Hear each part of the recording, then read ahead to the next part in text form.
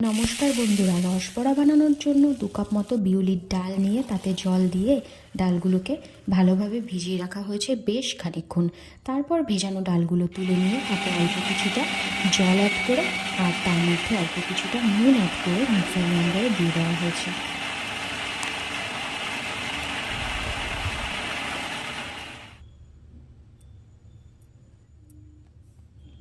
এরপরেই কড়াইয়ের মধ্যে তেল গরম করে বলের আকারে এক এক করে এগুলোকে কিন্তু ভেজে নিতে হবে।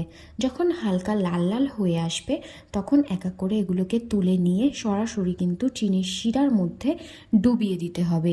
ঠান্ডা করে কিন্তু ডোবালে হবে না, গরম অবস্থাতেই তুলে নিয়ে শিরার মধ্যে ডুবিয়ে দিতে হবে। শিরাটা তৈরি করা হয়েছে চিনির জাল দিয়ে, আর এটা খেতে কিন্তু অসাধারণ লাগে। আমরা তো বাড়িতেই তৈরি করে এটা খাই, তোমরাও অবশ্যই কিন্তু একবার চেষ্টা করে দেখতেই পারো যে কেমন লাগে এই রসবড়া।